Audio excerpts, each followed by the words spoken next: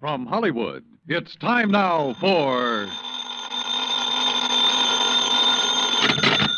Johnny Dollar. Oh, hi, man. How's your stomach, Johnny? What? Rich food give you any trouble? Who is this? Why, your old buddy, Angie Orsatti. Oh, hi, Angie. Glad you got my message. Yeah. How about dinner tonight at Antoine's, Johnny? Shrimp gumbo, oysters, Rockefeller. Yeah, sounds fine. Only I've got to do some work first. Man, I thought you was here in New Orleans on vacation. Nope, little matter of fire insurance and the company's check for $16,000. Somebody trying to cheat him out of it, huh? You won't believe this, Angie. Somebody turned it down. What?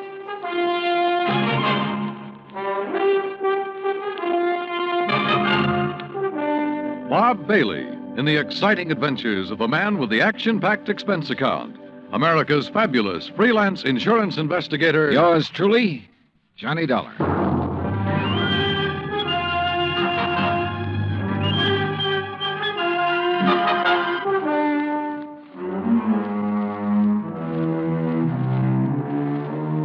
Expense account submitted by Special Investigator Johnny Dollar to Providential Fire and Marine, 787 Greenleaf Avenue, Hartford, Connecticut.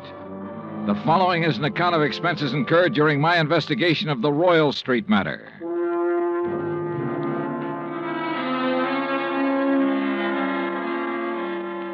Expense account item 1, $103.82, transportation to New Orleans. Item 2, $4.20, cab from the airport to the Roosevelt Hotel. After unpacking, I put in the call to my old friend Angie Orsatti. Nobody knows the French Quarter or the people living there like Angie does. For 3 months of the winter, he stays in the swamp, trapping muskrats. The rest of the year, he lives with his mother near the Cabildo. Angie wasn't in, but his mother said she knew where to reach him, and 5 minutes later, he returned my call. We arranged to meet for dinner, then I phoned the agent who had sold the policy in question. His name's Binford, and naturally, he was anxious to see me. C.D. Binford's office is on the 3rd floor of the Hibernia Bank building. He's a stocky, red-faced man, probably in his late 50s. Come in, Mr. Dollar. Come in. Thanks. Help yourself to the chair. Say, you fellas sure don't waste any time, do you? We try not to, Mr. Binford. C.D., boy. What? You call me C.D. like all the other folks do. Oh, okay, C.D. Yeah. Now, like I was saying, you boys sure don't waste any time at all. Why, I didn't even call the home office till day before yesterday. I know. When was the fire? Last week on Thursday night. What'd they tell you about it? Well, not very much. Figured I'd get all the information from you. Well, it's a doozy. First time I've ever run across a policyholder who wasn't yelling for us to pay him yesterday for his loss today. You know what I mean? Yeah.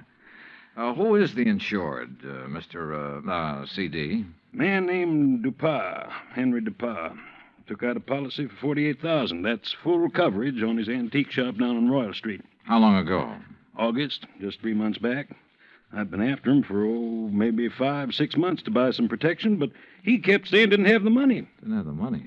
And one day I dropped in to see him about his car insurance, and right off he told me to write a policy giving him full fire coverage on the shop. Well, how do you arrange to pay it? Cash, in full, the day I delivered the policy. He tell you why he changed his mind? Yeah, not exactly. Bet he mentioned something about times being better. I reckon there must have been. Why'd he say that? Well, a few days later, he had the back part of his shop all painted and fixed up. And that's the part that burned. And he hired himself a girl to work in the office. A real good looker, too. Well, what caused the fire? You know? I sure do. Antique kerosene lamp got knocked over accidental. According to what Dupas told the fireman, he was in the back of the shop with a customer showing him the lamp. Uh-huh. When it fell, the fire started. The two of them tried to put it out. Reckon that's why they didn't call the fire department right off. Uh-huh. And did Dupas tell you the same thing? Dupas? He didn't tell me nothing. Well, he reported the fire to you, didn't he? He did not. And that's what's got me so riled up. I wouldn't know about it now if I hadn't dropped in there the other day. Was Dupas there when you stopped in? Yes, sirree. And when I saw how the place looked, the whole back of the store gutted out and a slew of his antiques destroyed, I let him have both barrels, I tell you. Oh, what'd he say to that? Well, nothing too much. Just acted like he wasn't interested in whether we paid for it or not.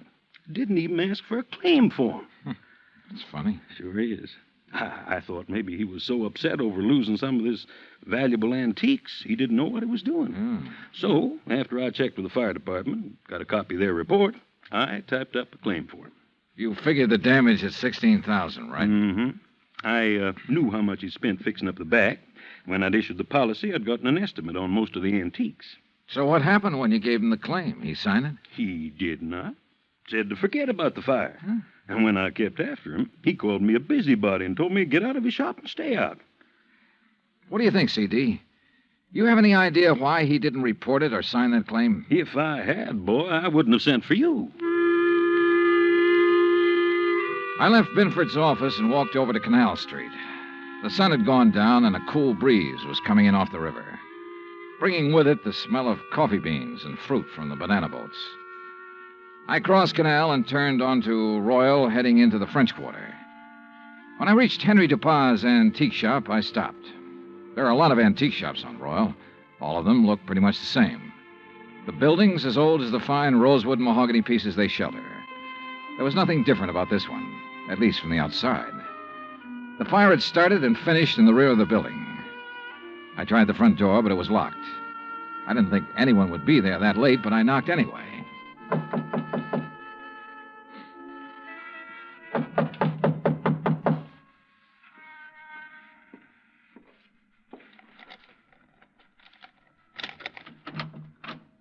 Yes, who is it? Mr. Dupas? Who is it? My name's Dollar, Mr. Dupas. I represent the Providential Fire Marine. Why do you people persist in annoying me? Well, we wouldn't if you'd tell us about the fire you There's had nothing special about that fire, Mr. Dollar.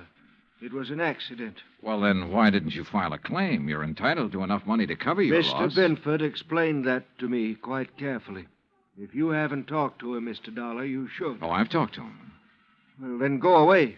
Well, not until you answer a few No, questions. leave me alone, please.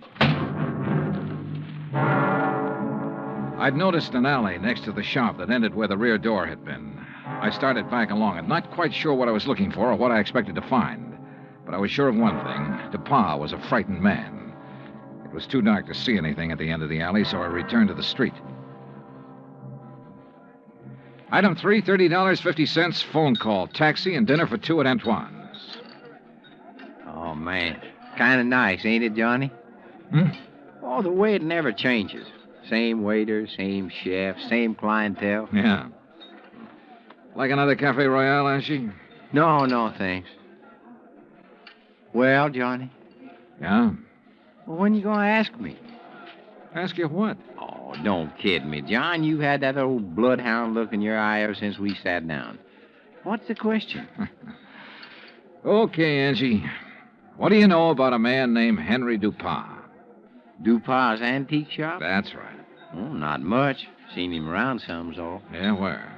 Oh, you know what kind of places I like, Johnny. Yeah, but I can't picture Dupas liking them. Well, maybe he don't, but maybe that little old blonde he's been carrying with him does. Blonde? Yeah, you know. Female, girl, bleached hair. I know.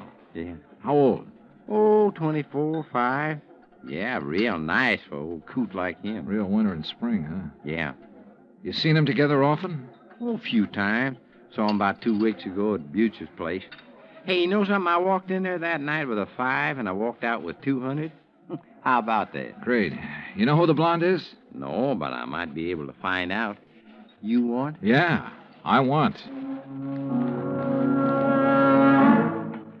I left Angie and started back toward Royal Street. On the way, I ran up item 4, $1.85 for one flashlight and batteries. The shades on Dupas' shop were drawn, but I could tell there were lights on inside. In the alley, a small pickup truck was parked near the side entrance to the shop. In the back of the truck, looking like they'd just been taken off the boat, were several stalks of bananas. There wasn't much else to see except the charred wood and refuse left in the alley after the fire. I started back toward the street when a man, a much larger man than Dupas, came out the side door and got into the truck. He turned over the engine and switched on the lights before I could get clear. Hey, what are you doing there? Hold it, mister, right there. Here, buddy, you just hold it. What were you doing back there, huh? Well, right now, mister, I'm wondering what this load of bananas is doing in an antique shop. What is it, Carl? Well, I just caught this guy snooping around in the back. What? It's Mr. Dollar. Yeah, that's right. You know him, DePaul? He's one of those insurance men I told you about. Oh, well, What are you here for, Dollar? Didn't DuPont tell you he doesn't want any money from you people? Now, why not? Because he's afraid we might have to take a good look around before paying No, off? son. Now, look, Dollar. Mr. DuPont has been okay with you people, so you got no reason to come snooping around. Especially after he's told you he don't want you around. So now maybe Mr. DuPont will have to do something to keep you away. Ain't that right, Mr. DuPont? You know what I mean. Yes. Yes, all right, I'll do it, Carl. And he'll never bother us again. Go on, Dollar. Get out of here. At the time, I had no idea what they meant to do, so it wasn't easy to turn my back on them. But I did. And nothing happened. I went back to my hotel and hit the sack, and I must confess I slept later than usual the next morning. I was still in bed when the phone rang.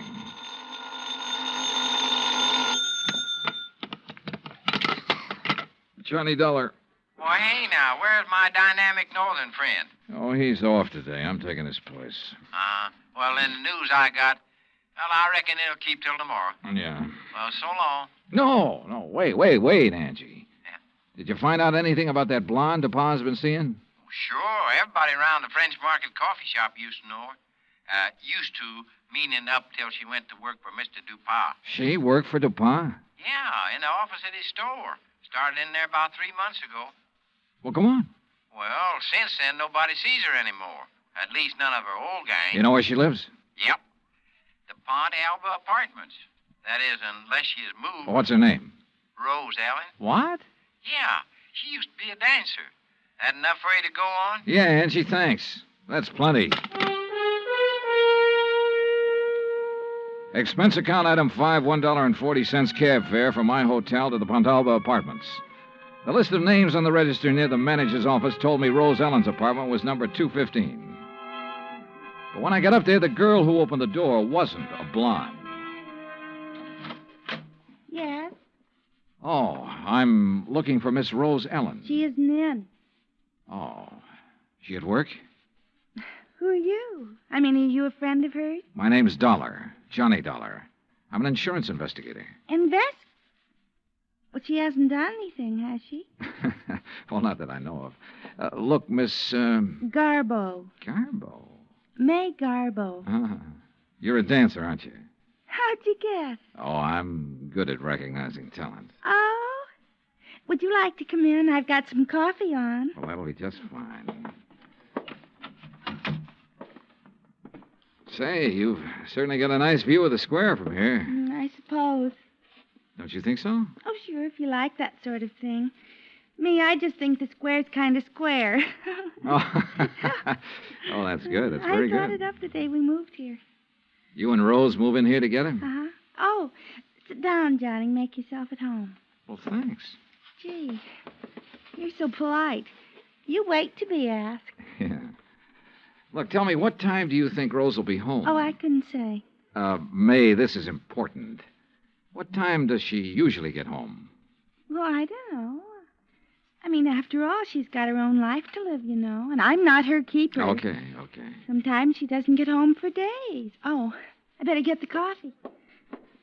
She ever say anything to you about the fire? Yeah? What fire? The fire down at the antique shop. No, you want cream and sugar? No, thanks, just black. Good. When was that? The fire? Last Thursday night. That's funny. What's funny? That was the last time I saw her. What? Yeah.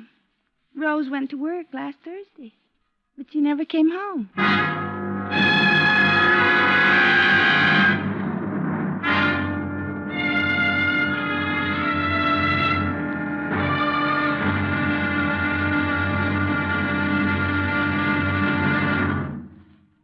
Act Two of yours truly, Johnny Dollar, in just a moment.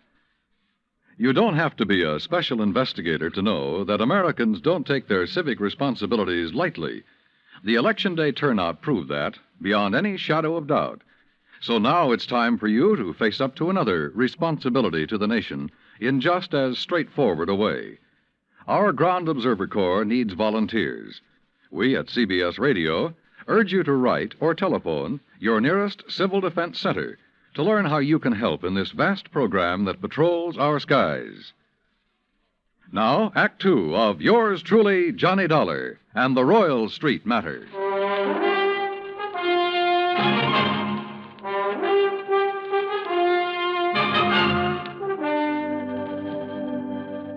This was the screwiest deal I'd ever seen. A guy refusing insurance money he was entitled to. Rose Ellen was my one lead, so I continued questioning May, her roommate. May told me this was the first time Rose had been away so long without at least sending for a change of clothes. I asked about Rose's boyfriends. She told me Rose had been going with one other man beside Dupont, but she didn't know who he was. After May promised to call me if she heard from Rose Ellen, I left. Expense account item 6, $1.90, taxi from the Pontalba Apartments to the Hibernia Bank Building. My insurance contact, Binford, wasn't in. So while I waited for him, I wondered again why Dupont had refused to sign the claim for the fire damage to his shop. Could he afford a loss of $16,000? I wondered if something had happened in that shop, something Dupont tried to cover up with a fire. I was wondering what it could have been when Binford walked in. Well, I'm glad you're here, Johnny. We got trouble. Oh? I hear you paid Dupont a call last night. That where you've been? Yeah. He phoned me about 10, wanted me there fast. Oh, boy. I wish I had sense enough to stay away. Well, what happened, CD? And before I tell you that, you tell me what he said to you last night. Nothing important, just something about fixing it so I couldn't bother him again. Oh? Well, he did. How? He canceled his fire insurance policy and every other policy he ever bought from me. Cancel? Yeah. So you might as well go on back to your hotel and pack, Johnny. It's none of your affair now, no matter what he's up to. Yeah, it's too bad it had to turn out this way. You want a drink before you go? Yeah, guess I need one. Yeah. What'll it be, scotch or rye? Scotch, neat, please. Good, saves making a mess. When you reckon you leave? Oh, I don't know. I'll check with the airline when I get back to the hotel. Mm-hmm. Yeah, there you go. Thanks. Better luck next time. Mm-hmm.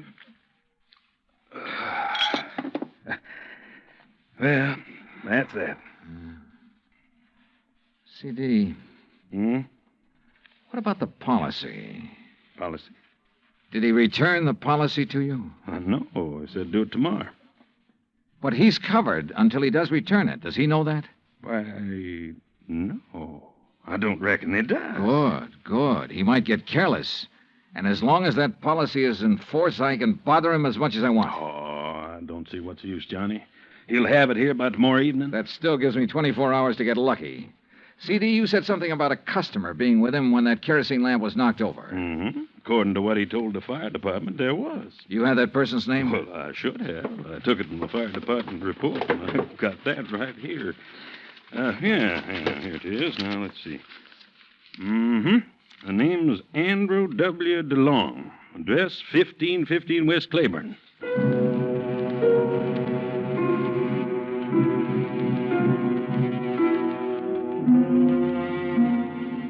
There wasn't any Andrew DeLong at that address. We checked the telephone book and the city directory, and the only Andrew W. DeLong we found was out in Metairie, in a mausoleum. So we drove back towards CD's office. Well, now what, Johnny? Dupont. What? Find out everything we can about Dupont and everybody who works for him. But ain't nobody but his secretary and his assistant. Fella named Carl. Yeah, how long has Carl been working for him? Oh, about as long as she has. Does this Carl own a fruit stand? Well, not I know about. Why? Oh, I just wondered. Hey, what time is it, CD? 2:15. Say, if we're going to check on Dupont's credit, we better get to the bank before the close. You're driving. Let's move. Expense account item 7, $22.80. Telephone calls and a couple of gratuities to obtain a lot of information about Dupont. I learned, among other things, that he'd banked almost $11,000 in the past 3 months. Before that, almost nothing. But there's no law against making money, so I still had nothing concrete to go on. At 5:30, I left Binford, went back to my hotel, and there found a message from May, Rose Ellen's roommate, asking me to go to her apartment immediately. So I did. Oh, Johnny. Yeah, hi, May. Oh, well, come in. Johnny, You know what you made me promise. Yeah? Well, it happened. You mean you've heard from Rose? Well, no, not exactly. But a man called this afternoon and talked about her. Oh, well, I hope he had only nice things to say. Oh, yes, he said she's just fine. What? Didn't you hear me? Yeah, he said she's fine. Fine. Well, what else did he say? Well, he said he was going to come by at 4 o'clock and pick up her clothes. I should have them ready. No, but of course he didn't. Well, he did so. He did? Oh, what man? You know him? You get his name? Mr. Dollar, you don't think I'd let Rose's things go out of here with a complete stranger, do you? Of course he told me his name. Well? You aren't nearly as polite as you were this morning. All right, I'm sorry. What's the man's name, darling? Oh, well, that's much better. It's Grant. Grant? That's right. That doesn't register. From the way he talked, he must be the one Rose was going with while she was dating that old antique. You ever see this guy, Grant, before? No, but I'm sure he's the one she talked about. Really, it used to get so tiresome. Carl this and Carl does that. Oh. What? I said, oh. May, tell me, where did he say he was taking her clothes? Well, he didn't say. Just put them in that old truck. Thanks, sweetheart. See you later. I needed a fast car and a driver who could handle it, so I called Angelo Arsati. 20 minutes later, we parked in front of Dupas' antique shop. There was a dim light on inside. Now, look, brother, there's really no reason for you to get mixed up in this thing. Oh, you kidding, son? Looks like Dupas ain't gonna answer. All right, let's see what this hunk of stone will do to the glass. Here. Hey, that got it. I can reach through the lock.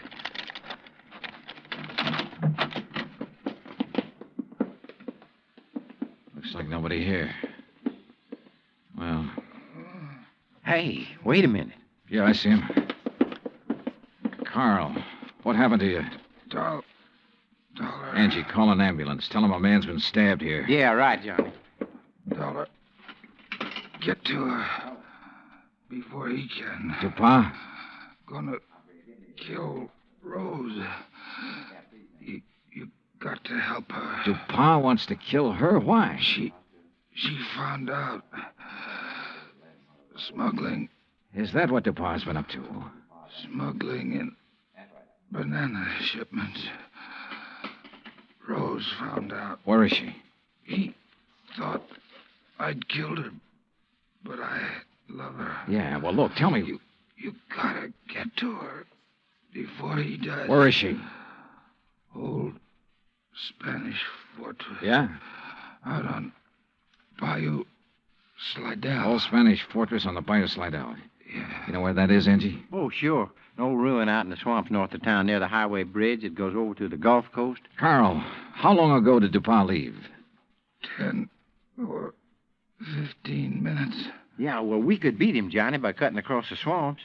That is, if you could take it. What do you mean by that? Well, it's rugged. Like what? Johnny, did you ever ride a swamp buggy?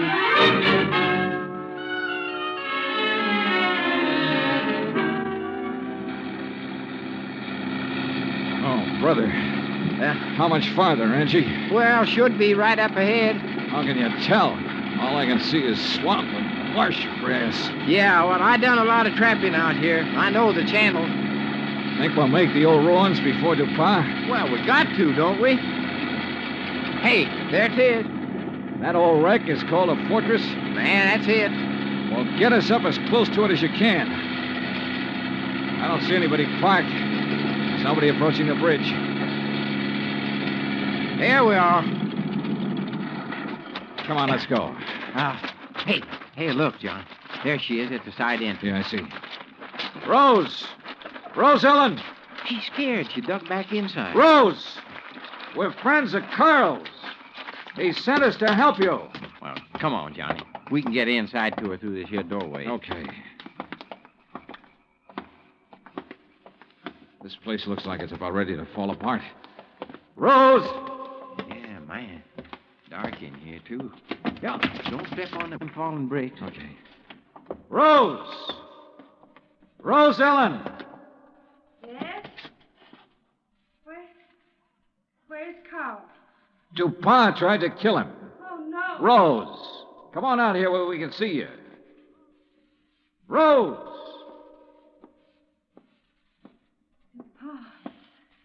found out that Carl didn't kill me. Is that it? Yeah.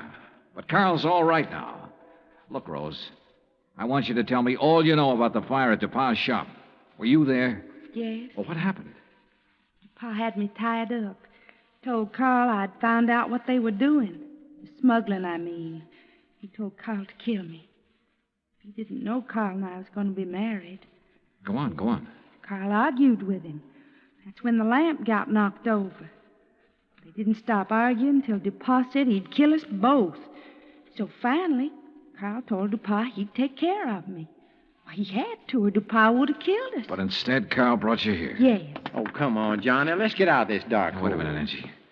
Rose, do you know why DuPas was afraid to report his fire to the insurance company? Some of the things he smuggled in was lost in the fire. If anybody come poking around, they might have found out what he's doing. What was he smuggling, do you know? Little tiny boxes filled with white powder, hidden in the bananas. Johnny, narcotics. Yeah, sure. No wonder he banked so much money so fast. I'll bank much more after I get rid of you, Dollar. Look at that. There he is in the door. Yeah, watch it. See, I ain't fooling, Dollar. He can't see us. No, but what a target he makes in that doorway against the light. No gun, Johnny? No. We can try one of these bricks. Yeah, man, but if you miss... Dollar. Wish me luck. Dollar. Right here, DuPas! Come on. Oh, man, dear. You could qualify for the New York Yankees, Johnny. All right, DuPas, on your feet. Let's get out of here.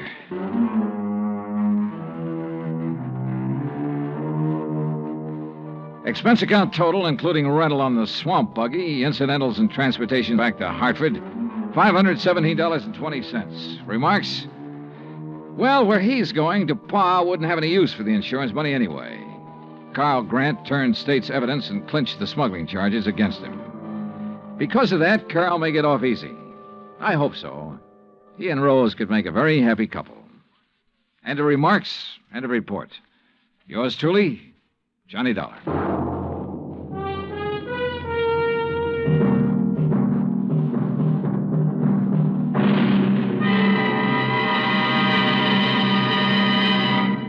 Our star will return in just a moment. If we are to remain alert to possible acts of aggression, we need the continuous operation of the Ground Observer Corps. And if the Ground Observer Corps is to remain on the job around the clock, 7 days a week, your help is needed. Tomorrow, telephone your nearest Civil Defense Center and volunteer a few hours of your time each week to the Ground Observer Corps. Join our Ground Observer Corps at the Civil Defense Center nearest your home. Now, here is our star to tell you about next week's story. Next week, 3 sets of twins. 2 men, 2 girls, and 2 fires that hit the coast of Florida with the impact of a hurricane. Join us, won't you? Yours truly, Johnny Dollar. Yours truly, Johnny Dollar, starring Bob Bailey, originates in Hollywood. Written by Charles B. Smith, it is produced and directed by Jack Johnstone.